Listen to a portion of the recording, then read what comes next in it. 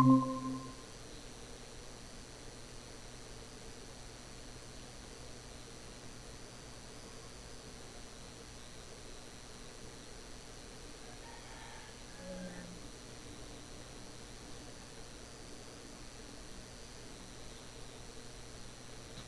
morning, ma'am. Morning. Good morning, ma'am. Morning. Morning, ma. Mm-mm. Sa kay hinay akong volume.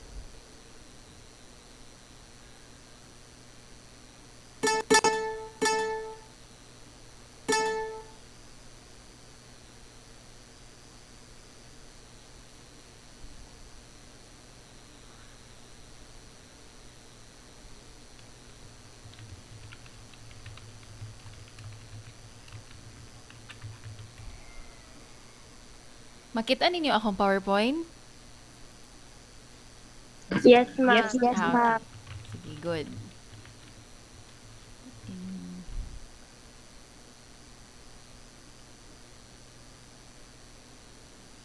Okay, so we have 16 participants today. Wala pa ang uban. Nag-brown out po sa amo ganina pero nibalik ra siya og 8.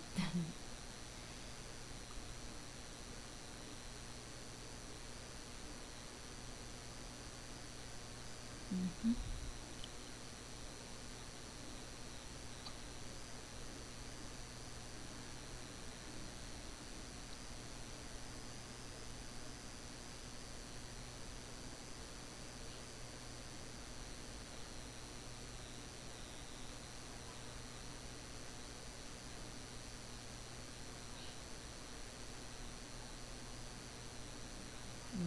Okay.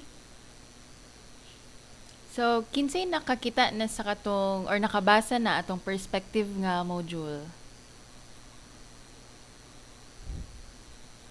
Gamay ra, ma'am. Gamay ra man pud to. Yes, murag 2 pages.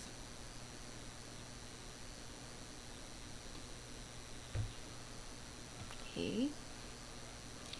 So, perspective, when you say perspective, what comes into your mind?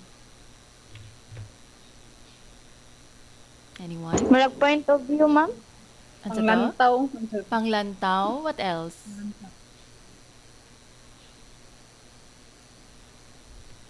Perspective. Kang kinsa nga panglantaw?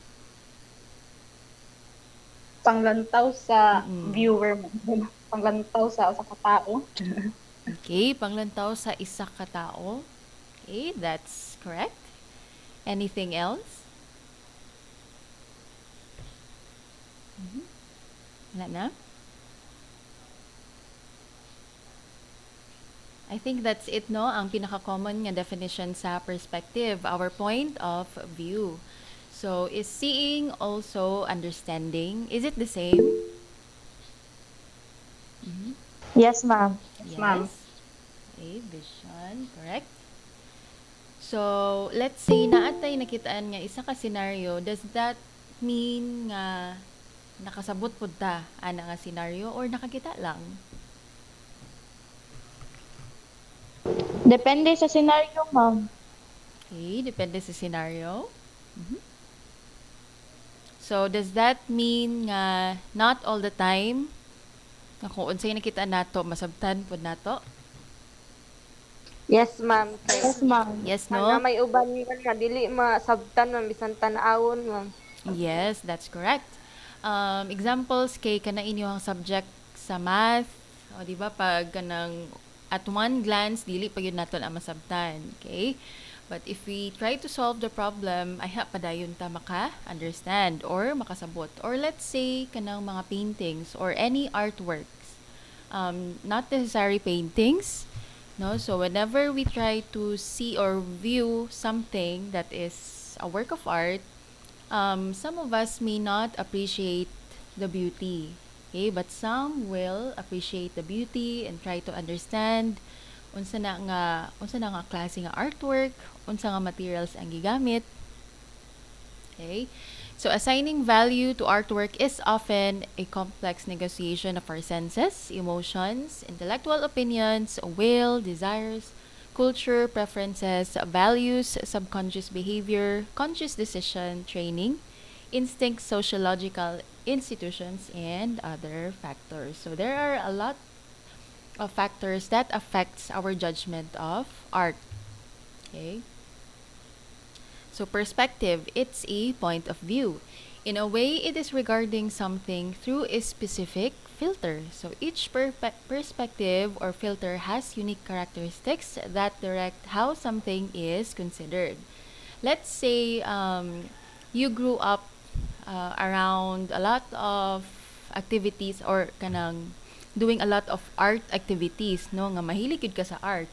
And then you have this classmate nga since bata pa siya dili kay siya hilig, no, dili siya hilig og colors or crayons or anything nga related sa art. Okay, so if you see something na work of art, mas ma-appreciate nimo ikaw nga nagdako nga artistic. Okay? Compared sa katong imong friend or classmate nga wala siya nagdako nga hilig sa art. Okay? So we have different perspectives or opinions. Okay?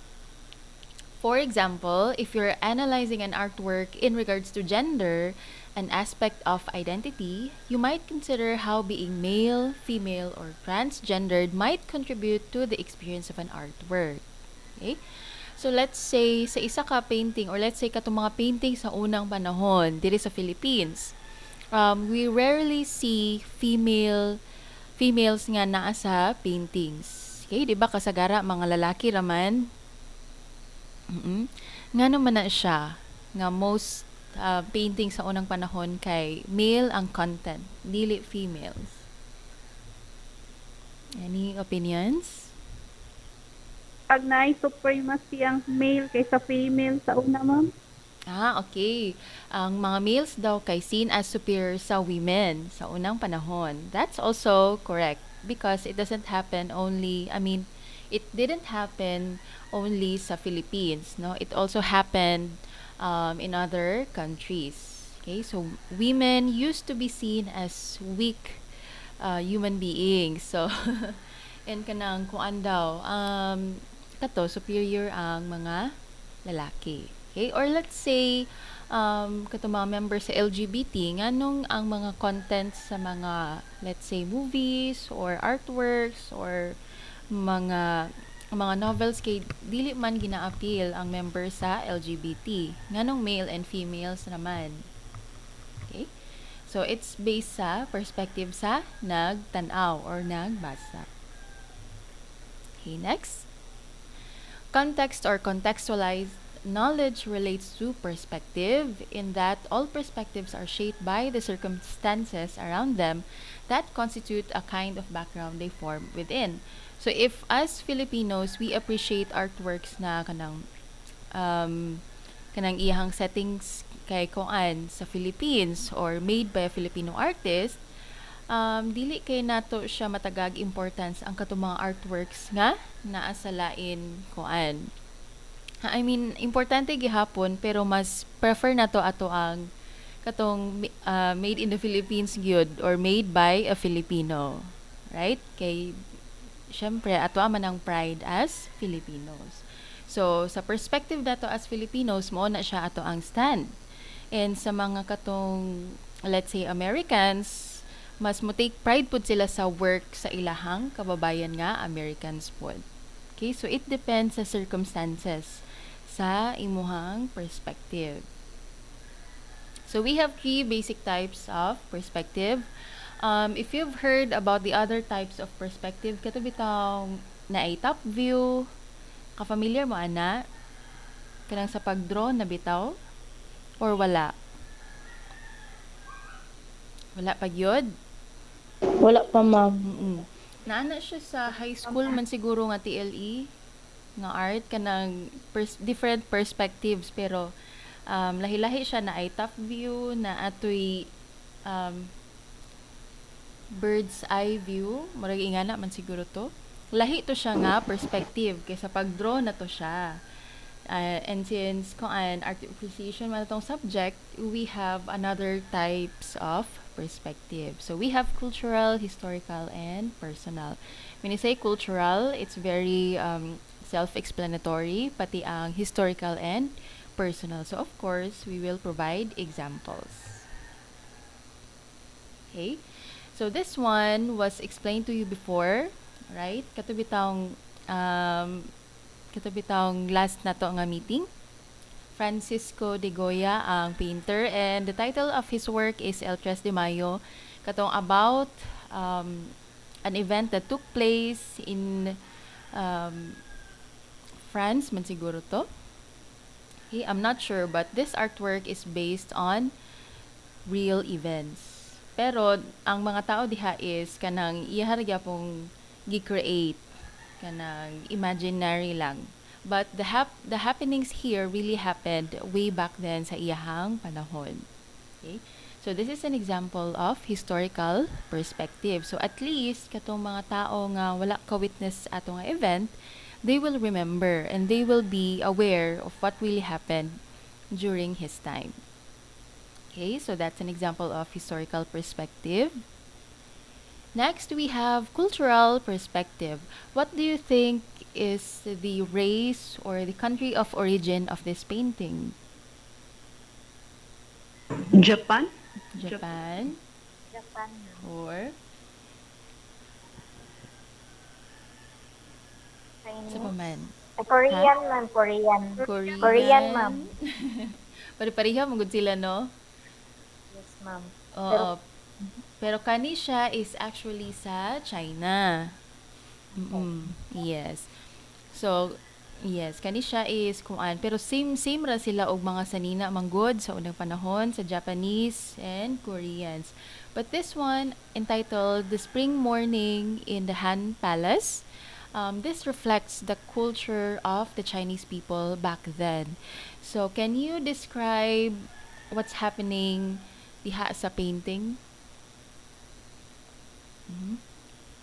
Pwede ninyo ma-zoom inyo ang phone. Murag naay ga drawing sa Okay. pag nagpa-drawing bitaw sa iyang dagway ma'am. Kanang nasa center. Naay nagpa-drawing sa iya ha, kani siya nga kuan, kani nga babae no? Nga murag Yes, naay ma'am. assistant sa kilid. Okay? Oo. What else? Aside sa kanang ga-draw. Mura siya kuan ma'am, Music, art exhibit ma'am. Ay kanang music exhibit bitaw ma'am. Ay na mo gud gano ma'am ga paint Yan na mga babae mo. daghan, ma'am. Sa Tanan ma'am kilid. na kay gapan og instrument. Yes. Naay ga pa music sa kilid, no? Kay karaan pa man so musical instruments lang sa nga live. Okay? So, since this painting took place in the Han Palace, we could imagine na ang mga nagpuyo diha is mga royals. So, the first thing that you will notice there is the old man painting a woman. Kanang naa sa pinaka-center gyud sa painting. Actually, taas kaayo ni siya nga scroll nga kuan ang iyang size is pila ni siya ka size? Okay. 574 centimeters. So, 5 meters ang iyahang kataas. So, taas kaayo. Pero ako lang ni siyang gi-crop kay naamgi significance ang kaning center nga image. So, if you can see the woman there being painted by an old woman, sa unang panahon manggod, ang mga emperor sa China, na sila yung mga concubines. Unsa man ang concubines? Kabit, ma'am. Maids, ma'am. Other wife, ma'am. Other Second wives. Yes, sa una man gud kay dili uso ang term nga kabit. So the emperor can have a lot of wives, no? And then kanang mga concubines mo na silang kuan, kanang kuan, dili gyud siya ingnon nga kanang naay specific nga wife, kay wife man gud sila tanan. Okay?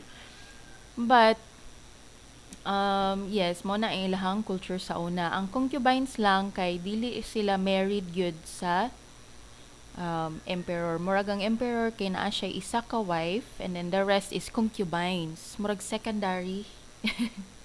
So So yahay kayo ilahang emperors, no? Makapili siya og concubines niya and wife. So one day, the story behind this image sa center is kaning mga naa sa kilid nga mga babae, mga concubines gihapon, and then they were waiting for their turn nga ma-paint sa kaning old man. Kay paguman niya og paint, iha din ang ipakita sa emperor. Dayon ang emperor din mamili kinsa iyahang pakaslan. Isumurag inga na ba, mamili lang siya kinsay pinakagwapa niya nga concubine. Okay? And then some women there will pay higher sa kaning old woman sa old man para bitaw mas mugwapa sila sa painting. So magbayad gid silang mahal, no? Para mapilian sila sa emperor. Okay? So imagine ang ilang strategy para lang gyud nga sila ang pakaslan sa emperor. Bayaran gyud nila ang old man. So that's a form of bribery. Wala kabalo ang emperor ana. And then there was this chieftain kanang kuan, unsa may equivalent sa chieftain nato karon? Dili po siya mahulog nga kanang mura siya head sa isa ka community. Okay? Or barangay captain, mao man siguro na ang iyahang equivalent. Basta kay head siya sa isa ka community. There was this chieftain nga niadto sa palasyo sa emperor. And then kanang nangita pod siya og woman nga pakaslan niya. And then isa sa concubines diha is kanang wala gid siya nagbayad sa old man para bitaw pagwapahon iyang painting. Kay kuan wala man siya ikahatag sa old man nga kwarta. Okay, so ang old man of course wala man siya gibayad, so iyang gipapangit ang painting ato nga woman. Tapos since ang emperor kay wala pa man niya nakit-an nga mga concubines, pagkakita niya sa paintings, ang katong pinakapangit nga painting mo ay gihatag niya dito sa chieftain nga nianha siyang palas. So iyang gihatag atong babae nga pangit pagka painting. And then later on na-realize sa emperor nga kato di ay ang iyang gihatag nga babae is siya di ay ang pinakagwapa sa ilatanan. No, kay kuan raman kanang fake raman di itong gi-draw sa old man kay of course gibayaran raman siya para mo gwapa ang uban concubines. Okay, so see, kato pa yung wala nag-cheat, siya man di ay ang pinakagwapa sa ilahang tanan nga concubines. Okay? So what could you say about the story sa kanang painting? Is there any lesson to be learned? Dili ta nang makita, ma'am, is Pare ra gud sa social media, no? Pang Korean drama daw. Ingon si Kimberly. Yes, na siya plot twist di ay. Kay gibasa mo na ko ang story sa scroll. So, mo na siya ang pinaka-main nga kanang naganahan ako nga story. Okay, so kung kinsa pa gyud tong pangit sa picture, siya man di ang gwapa sa personal. So, what do you prefer if you were in that situation? Kanang unsa may mas ganahan ninyo? Kanang gwapa sa, or let's say kanang itsuraan sa picture or dili itsuraan sa picture? Dili lang sa picture, ma'am. Dili, no? Kay kanang para walay filter ba? Kasagara man jud karon, ma'am, like sa social media. Yes. Kaya pud sa ko gamit filter pero pangit dahil ko sa personal mo. Basin di ay gwapa po sa personal, no? Pero if we use filters manggod or let's say kaninga situation nag-bribe siya sa old man, mura na po siya pangpangilad sa mga tao. We are not really showing what we really look like. Okay, so mas maayo na makita nila atong natural nga face dahil ma-amaze sila sa personal. Kana na lang siguro, no? Para ang expectations kay dili kaayo taas. Kay murag form gid siya sa kuan kanang pagpangilad or trickery. Okay? So it's really a nice story to be shared. And it also applies to our current era, no? Especially that we have filters na to filter our pictures, videos, etc. Okay? So that's for the cultural perspective. It represents the culture of China back then. Next is arrangement in gray and black. Have you seen this painting before? Sure ko na ay nakakita sa inyo ha. Wala? Sa movies? Not Familiar lang siya, ma'am, pero dili. familiar. Okay. Gray Nani and siya? black wala title. Gray and black lang nga title. Kani gyud siya nga painting. Naa siya sa movie ni Mr. Bean. Katabi taong security guard siya sa museum. Wala makita? Wala mo. Nalimot na may ma'am. Nalimot na. Isa ni siya sa movie ni Mr. Bean nga kuan. Movie gid siya, dili siya katong TV episode nga gi-assign siya sa kuan sa museum nga bantayan ang mga kuan kinay mo visit nga royalty.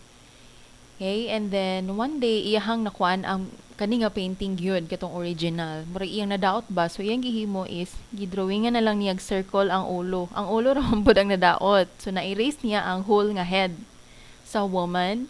And then iyahan na lang gisirkulan og iyan na lang gisirkulan nga kanang bitaw murag stick figure. Then gibutangan niyag eyes, then nose, and then mouth.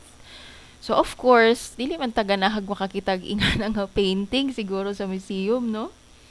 Nga murag binuang, murag drawing sa bata. You can search it on YouTube kana nga kuan. Kana nga part sa kuan sa Mr. Bean. I-search lang ang Mr. Bean arrangement in gray and black. Okay? So this one is an example of personal perspective because this painting is actually the mother of the painter. Ang story behind this one is ang model gyud niya dapat sa painting kay lahi. But unfortunately, murag wala na dayon ang katong model. Wala siya nakatunga. So ang gihimo is iyahang mama ang iyahang gihimo nga model sa painting. Ang name siyang mama is Anna. And ang painter Anna is si James Whistler. Okay, so his mother, Anna Whistler, is the model of his painting. Okay?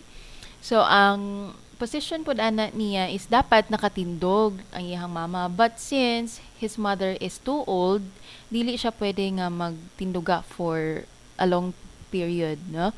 So ayang gihimo is naglingkod na lang siya, and then gibutang niya iyang tiil sa kanang murag wood bitaw. Wag naa siya gitungtungan kay uncomfortable gid iyang mama that time. So the painting is very detailed also because it includes their curtain. Kung ma-observe ninyo diha kanang black nga cortina nga naay mga flowers. Okay? And a painting too nga naa sa ilahang living room. But dili na kay siya maklaro sa kani nga example. Ma-zoom lang hinuon ninyo siya. Okay? So, personal perspective. Okay? I think that's it for perspective. Any questions? Wala na? None? Naan, ma'am. Wala na. Okay, makatanaw ba mo og video online?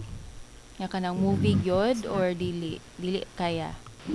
Yes, ma'am. Nakatanaw ra ma'am. Makatanaw? Okay, how about the others? Yes ma'am, nakatanaw. Makatanaw pod. Okay, na ako'y ipakita nga video. Short lang hinuon siya.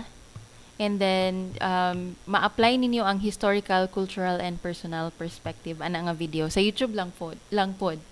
Okay, i-attach na ko siya sa Google Classroom. And after that, you're going to have an activity based sa video. Okay? So, that's it for today. See you again next meeting. Thank you ma'am. Okay, you are welcome.